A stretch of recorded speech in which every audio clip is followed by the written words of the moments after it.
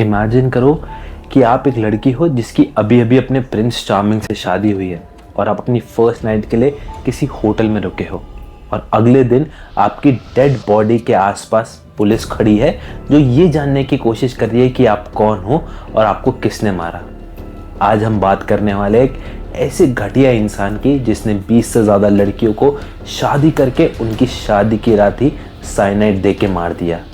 ये कहानी है सोसाइटी के उस कीड़े की जिसे हम साइनाइड मोहन के नाम से जानते हैं।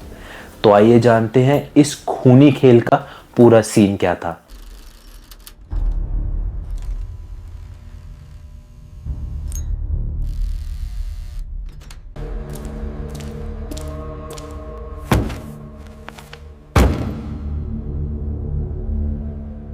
नाइनटीन 1963 में कर्नाटका के एक छोटे से गांव में मोहन का जन्म हुआ।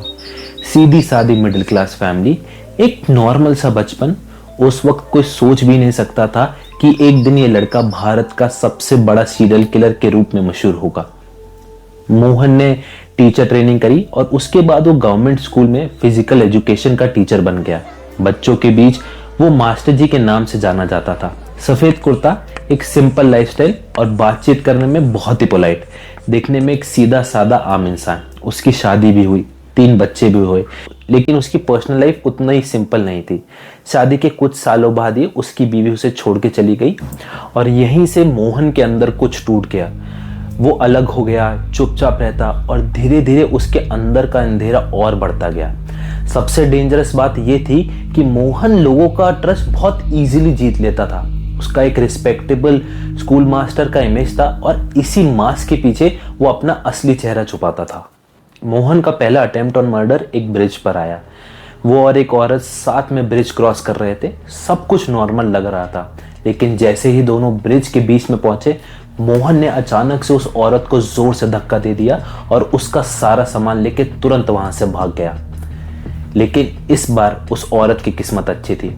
ब्रिज के पास कुछ लोग खड़े थे जिन्होंने तुरंत उसे बचा लिया। औरत ने पुलिस में कंप्लेंट लिखवा दी। मोहन को अरेस्ट भी किया गया, लेकिन सबूत ना मिलने की वजह से कोर्ट ने उसको छोड़ दिया। अगर उस वक्त उसे रोका जाता तो शायद हम उन 20 जिंदगियों को बचा सकते थे। लेकिन उसकी असली ट्रेनिंग जेल में हुई। वहां उसको एक आदमी मिला जिसका नाम था गुरु प्रसाद आचार्य। ये प्रोफेशन से सोनार थे। उन्होंने मोहन को उसके मौत का फॉर्मूला दे दिया। उसने बताया कि कैसे पोटेशियम साइनाइड सोने को चमकाता है और कैसे इसकी एक बूंद इंसान की सांसें हमेशा के लिए रोक सकती हैं। मोहन के दिमाग की बत्ती जली। उसको अपना हथियार मिल गया था, साइनाइड, फास्ट, डेडली और बिना कोई सबूत छोड़े।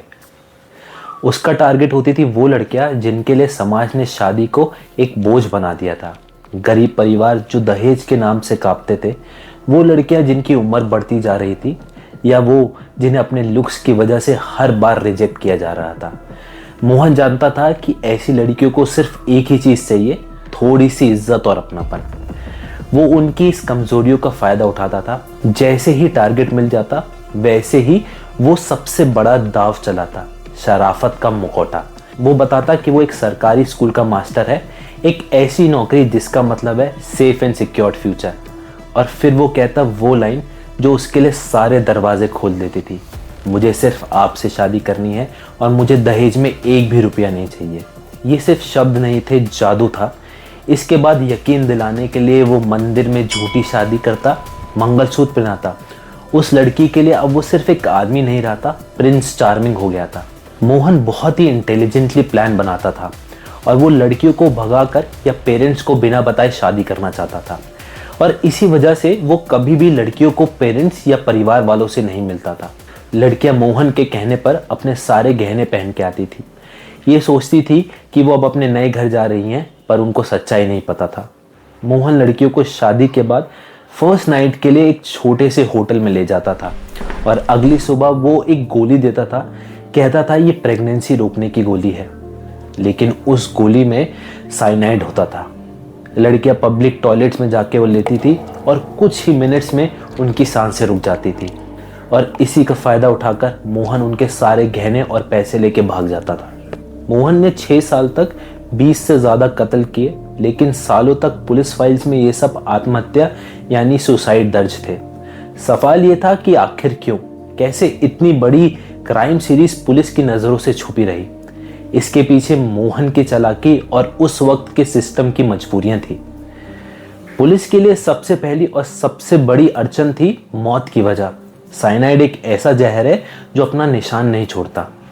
विक्टिम के जिस्म पर कोई चोट नहीं, कोई खरोच नहीं या जबरदस्ती के कोई निशान नहीं होते थे। जब पुलिस को ऐसी लाश मिलती थी तो उनके दिमाग में मर्डर का ख्याल तुरंत आना बहुत ही मुश्किल था। साइनाइड से मौत एक अचानक हार्ट अटैक या दौरे जैसी लगती है। विक्टिम बस कोलैप्स हो जाते हैं। ऑटोप्सी में बिना किसी स्पेसिफिक टेस्ट के साइनाइड का पता लगना लगभग नामुमकिन है और उस दौर में हर अनजान लाश पर महंगा टॉक्सिकोलॉजी टेस्ट किया जाना बहुत ही मुश्किल होता था। फोरेंसिक से ज़्यादा मोहन का सबसे बड़ा हथियार था एक परफेक्ट कहानी। जब भी पुलिस बड़ी मेहनत कर कर एक विक्टिम की पहचान करती थी और उसके परिवार तक पहुंचती थी तो उनको एक ही जवाब मिलता था कि वो लड़की घर से भाग गई थी। पुलिस के लिए ये एक रेडीमेड मोटिव था। उनके दिमाग में एक सिंपल सी थ्योरी बनती थी कि लड़की अपने प्रेमी के साथ भाग गई और उसने जब उसे धोखा दे दिया तो बदनामी के डर से लड़की ने आत्महत्या कर ली। ये एक ऐसी कहानी थी जो उस समय के समाज के लिए बहुत ही आम थी और जिस पर आसानी से यकीन किया जा सकता था। मोहन ने कत्ल के साथ साथ कत्ल की मजबूत वजह भी पुलिस को दे दी थी। मोहन अपने शिकार को मारने के लिए ऐसी जगह चुनता था जहां सबूत मिलना नामुमकिन था, जैसे कि पब्लिक टॉयलेट। एक बस स्टैंड का पब्लिक टॉयलेट एक ऐसी जगह थी जहां रोज हजारों लोग आते जाते थे। यहाँ कौन आया कौन गया किसी का कोई रिकॉर्ड नहीं होता था। वो विक्टिम्स के पास कोई आईडी कार्ड, फोन, पर्स सब कुछ ले जाता था। पुलिस को सिर्फ एक अनजान लाश मिलती थी, उसकी पहचान करने के लिए उन्हें हफ्ते या महीने लग जाते थे और जब तक पहचान होती थी वो सारे सुराग मिटा चुका होता था। मोहन की आखिरी और सबसे स्मार्ट चाल थी कि अपने जुर्म को एक ही जगह ना करना। एक कत्ल मैसूर में, दूसरा बैंगलोर में और तीसरा हसन में। उस वक्त अलग अलग शहरों की पुलिस आपस में इस तरह कनेक्टेड नहीं थी। हर शहर की पुलिस के लिए ये एक आइसोलेटेड सुसाइड केस था। उन्हें क्या पता था कि ये अलग अलग घटनाएं नहीं, एक ही शैतानी दिमाग की उपज है। कोई भी पूरी तस्वीर नहीं देख पा रहा था और इसी का फायदा उठाकर साइनाइड मोहन सालों तक पुलिस की आंखों के सामने पर उनकी पकड़ से दूर अपना खूनी खेल खेलता रहा।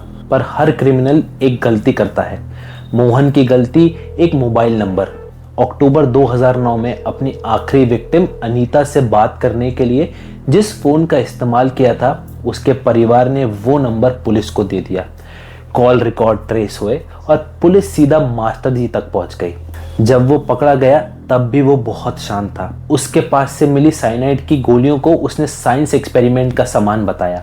जब पुलिस ने उसके सामने 20 लापता लड़कियों की फाइल रखी तो आखिरकार उसको अपना मुंह खोलना पड़ा। केस चला।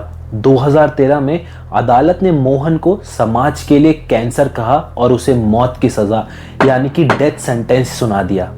सबको लगा ये इंसाफ है, लेकिन कहानी में एक ट्विस्ट बाकी था। मोहन ने अपील करी और 2017 में सुप्रीम कोर्ट ने उसकी मौत की सजा को उम्र कैद में तब्दील कर दिया। मतलब वो फांसी से तो बच गया लेकिन अपनी आखिरी सांस तक जेल में ही सड़ेगा। आज भी साइनाइड मोहन जेल में जिंदा है बिना किसी पछतावे के। उसकी कहानी हमें एक डरावना सबक सिखाती है कि शैतान का चेहरा कोई खास नहीं होता, वो हमारे बीच एक आम इंसान के रूप में भी हो सकता है। साइनाइड मोहन की कहानी पे एक बेहतरीन सीरीज भी बनी है जिसका नाम है दहाड़ और इसमें सोनाक्षी सिन्हा ने बेहतरीन परफॉर्मेंस भी दी है। अगर आपको ये वीडियो पसंद आई तो लाइक और सब्सक्राइब जरूर कीजिएगा और अगर आपके पास कोई सजेशन है या आप कोई कहानी देखना चाहते हैं तो वो कमेंट में जरूर मेंशन कीजिएगा और ऐसे ही कंटेंट को देखने के लिए फॉलो कीजिए सीन क्या था को। मिलते हैं आपसे अगली वीडियो में।